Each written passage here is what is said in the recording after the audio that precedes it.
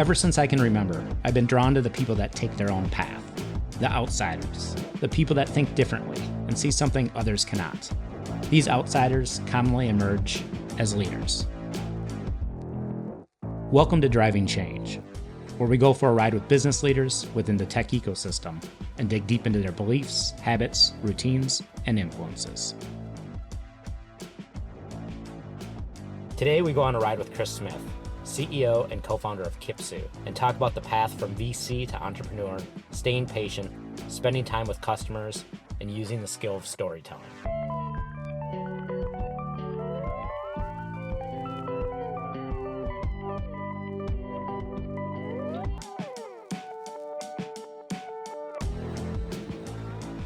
So you're currently the co-founder and CEO of Kipsu. That's right.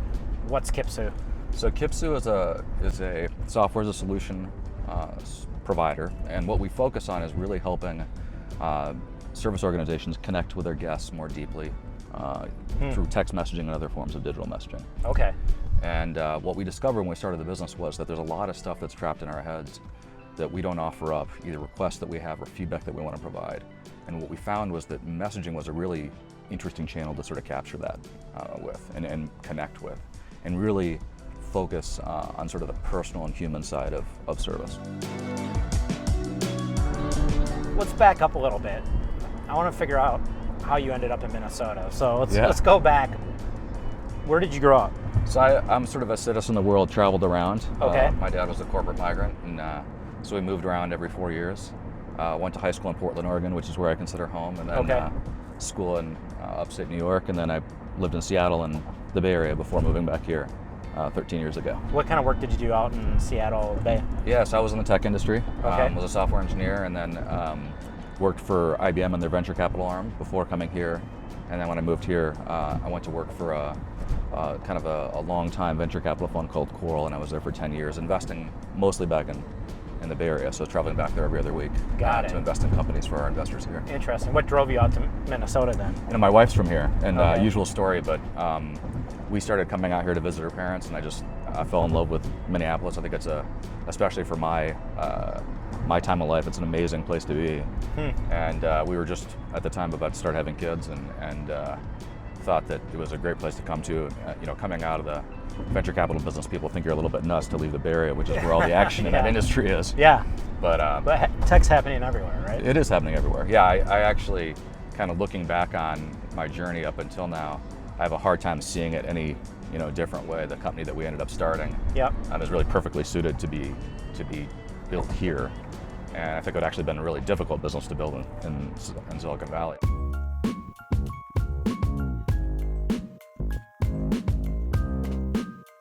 So what was the transition from being a venture capitalist to starting Kipsu? Yeah, at the time I was sort of in my mid-30s and starting to think about what I wanted to do long term, and I had a little bit of an inverse kind of inverse experience with the venture capital profession. Most people go become an entrepreneur first, and then they go into the venture capital business. Yep. In my case, I went into the venture capital business, and then decided at one point it was time to go become an entrepreneur, and if I didn't move on it, I probably wouldn't. So now a lot of it was kind of festering from my experience with venture, especially late stage venture investing, where a lot of money is getting put to work still today, even more so than when I was in the business. And a lot of companies don't make it through that process. Most don't. Yep. And there's a few that are really successful that we all know about, but there's a huge number that we're probably better suited to be maybe built with less aggressive kind of forms of capital, or less aggressive expectations, if you will. And so I was sort of hungry to start a business, and I guess the sort of Midwesterner in me was really interested in how do you do that with maybe thinking about over a longer horizon than the typical Silicon Valley startup. It's kind of a 5-year horizon. And some of the businesses that I had grown, entrepreneurs I had really grown to admire, people like Judy Faulkner at Epic or Michael Bloomberg at Bloomberg. They build businesses over decades, and they now dominate the industries that they're in. Yes. And I was really intrigued by that. It doesn't have to happen overnight. It doesn't happen. Yeah, absolutely. Yeah, and if you pick the right market segment, you can really build a great business, and maybe forego some of the fancy names that come along with the capital sources that typically invest in those, but it gives you a lot of freedom to build something that might be more meaningful. And, Yep. and I think in a market like this, with the kind of workforce that we have, that's really attractive. To work in a Silicon Valley-like company, but have kind of a Midwestern spin on it. Being on the venture side first and now being on the business side, so one perspective is obvious is I think it sounds like you know what type of business you want to build and when you want to use capital. What other perspectives do you think have been helpful to transition from one side to the other? Yeah, I mean, definitely, it's interesting. I'm in the job of being a CEO for the first time, and came at it from a completely different angle than a lot of CEOs sort of grow up in the business and learn really specific disciplines, which I think is really beneficial. It can also be really beneficial to kind of come at it more top down. And in my case, I was on a bunch of boards and really kind of learned to think about sort of the overall strategy of the business and when to play what card, right, in what order. I think that was really beneficial. I also saw kind of the benefit, the negative in the venture business is oftentimes you have a lot of resources, and those resources can actually, I think, to some degree kind of make it, actually kind of force you to make stupid decisions, right? Yeah. So being a little bit leaner, even though that's not really consistent with what you learn in venture, I got more comfortable with that, that we were probably on the right track and more patient than knowing that if we screwed up, investing someone else's money, we probably had a shorter life than if we, made decisions on our own without that. So I think that was a really beneficial sort of perspective. For Kipsu, when do you think you would apply more capital to it to grow? Like, is there a point in which you know when to? Yeah, it's funny. We're now in a pretty good place. We have a decent cash reserve in the bank, so we can weather storms. Yep. And so there's no impending need to raise additional dough.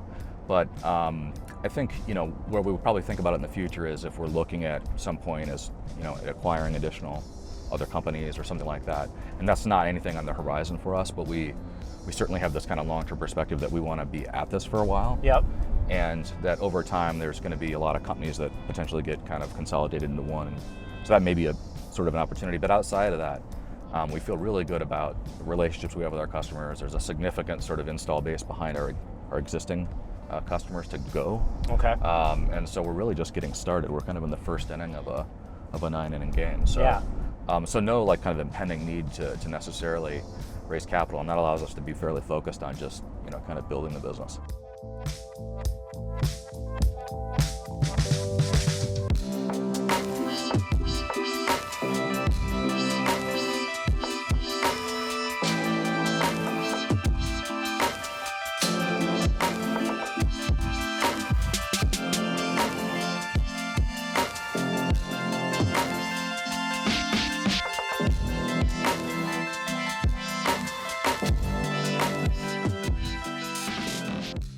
Where do you go for clarity around the business? Is it in the office? Do you leave the office when you're working on kind of some of those bigger problems, the bigger vision type things? Yeah, for me, the best place is spending time with customers.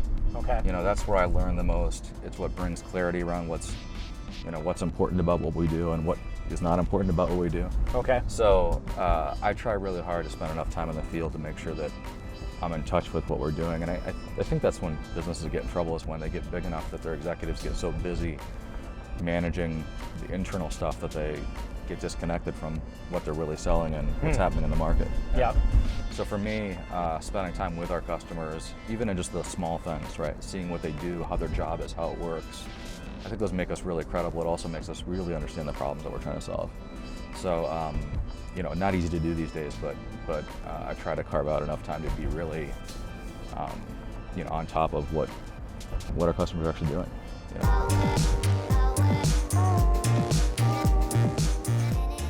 If you could give yourself one piece of advice to your 25-year-old self, what would that be? Yeah, it's a great question. I think sometimes those things that make us good at something can also become our biggest liabilities. Our assets can be the toxic assets at some point. Sure. So for me, I'm a D when it comes to personality. And I if you're familiar with the DISC profile, and I like to run through walls. Yep. And which works really well when you're 1, 2, 3 people. But as you scale something, anything that you're working on, of course, your success is always attached to the people around you. Yep. And you have to learn how to know when to activate that. So I've really, I think over time, over the last 15 years, I've learned how to manage when's the right time to put the intensity on, be strategic about it, when's the right time to pull back. And would you say earlier on you were always just kind of driving? Oh yeah, driving hard. Yeah, and now I'm good at I'm better, Yep.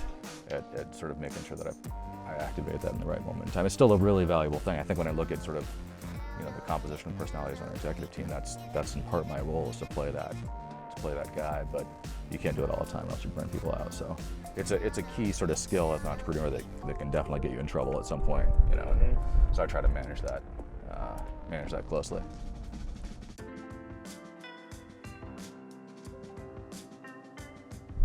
As a first-time CEO, founder, what things do you think helped you in this role? Things that you've done earlier in your career that helped you? Yeah, I had kind of an unusual, to the point there's a path to becoming an entrepreneur. I had an unusual one in that I was an investor before I became an entrepreneur. And I think, to start off with, the first part of my career, I was a software engineer for the first 5 years, and I learned how to build stuff and get into the details and problem solve and all the stuff that I spend, honestly, most of my time on these days, is getting in there and kind of understanding the root causes of the challenges that we have. And so that was really valuable. And then sort of moving into the investor role, I sort of moved to a much more strategic kind of view, and that taught me how to sell a bigger picture and really understand kind of the more the bigger things that are sort of moving, and as you're trying to get investors excited, or customers excited about what you're doing, and they're always buying into your future. So it's always about being able to sort of paint the vision for where things are going. Yep. I think being a venture investor helped me really learn that well, which was great, and I use it every day. I use it in selling new talent to come join us on this exciting little journey. I use it to sell our customers on why they should work with us. Why our investors should be excited about the prospects of the business, all that kind of stuff. So, yeah, I think both have been very different, but sort of critical skills for me. Now as I sit in the chair, if you will.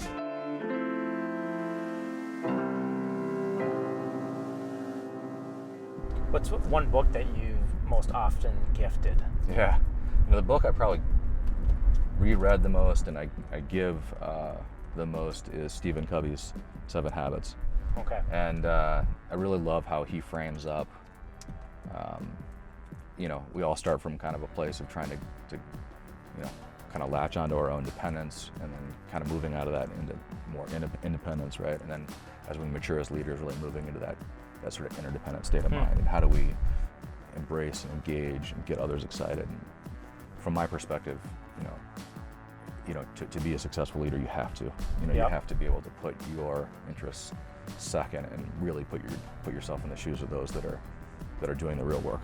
And so for me, that book is one of those things I kind of end up revisiting every 5 years. And for a lot of folks, as I look at their development, it just is the sort of perfect way to kind of frame up how they're going through their own journey. So kind of love his work. Yeah, he's got good stuff. Yeah, he definitely does have good stuff. Yeah, Jeff Moore's another one that has played a really kind of sort of seminal role, his Crossing the Chasm work. I think there's a lot of people who don't appreciate kind of how these early markets develop, and it's not just being in business that prepares you for that. It's taking a cut from 0 to 20 million is a sort of unique skill set in and of itself. Yep. And he does a really great job of capturing that. And I think oftentimes it's misinterpreted, but it's really worth. For me, we've integrated that tightly into how we.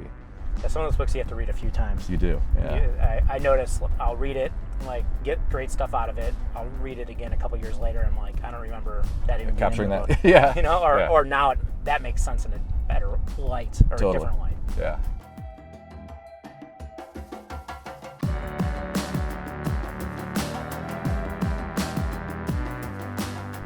Most executives, or pretty much anybody, I think, typically are working on something that's a challenge or an opportunity that they've been really, maybe in the last couple of weeks, you've been really trying to get your head around, or maybe it's been longer, but what is that for you? Yeah, right now the big challenge and opportunity for us in our business is there's no company that's really developed the enterprise version of what we do.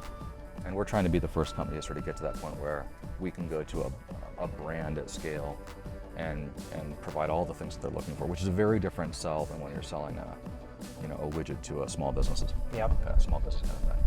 And so we've been kind of retooling in a lot of ways to learn that over the last year. Okay. We've hired some great people that have helped us with that. Spent a lot of time kind of refining our pitch. How do we quantify the value of what we deliver, and how does that look different than when we're selling a more transactional kind of sale? Right? And it's really, kind of fundamentally changed our business. It's how do we approach customers? How do we think about partnership long term? What is the solution as opposed to just the technology? Yeah. That type of stuff. So that's been a really critical sort of shift for us, is around how we transition to becoming the first company in our space that can really have that good proposition. Great. Well, hey, thanks for your time. Jeff. Yeah, it was fun.